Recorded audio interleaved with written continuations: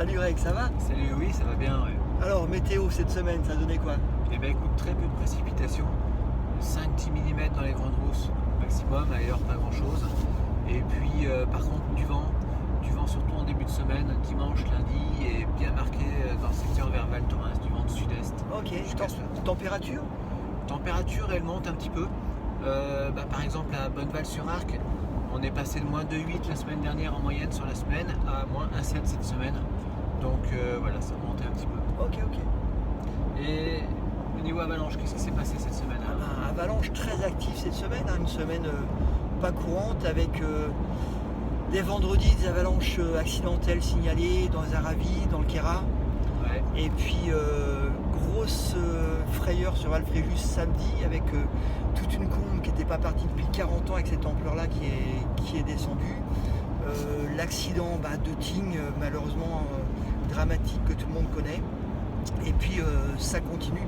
D'ailleurs encore hier, c'est un exemple. Oui, hier encore, une avalanche en hors-piste autour de Valseny, assez impressionnante. Un groupe s'est vraiment fait surprendre. Voilà, ça montre l'instabilité qui traîne encore, qui reste encore un petit peu ces jours-ci. D'accord, et tout ça, donc, c'est la combinaison des accumulations de neige récente ou apportées par le vent sur couches fragiles. Ces couches fragiles qui sont là dans pas mal d'endroits exceptionnellement bien formées, c'est épais. Ça s'est formé en janvier, c'est recouvert par des accumulations du haut vent et souvent de la poudre en surface, et c'est ça qui donne la combinaison spécialement instable.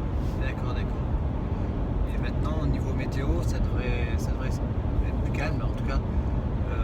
Pour ce week-end, pour ce week-end, on va plutôt vers du beau temps et des températures ni vraiment chaudes ni vraiment froides.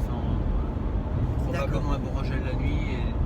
Ok, donc ça se calme apparemment. Au niveau météo, rien d'alarmant, mais une activité qui est toujours présente.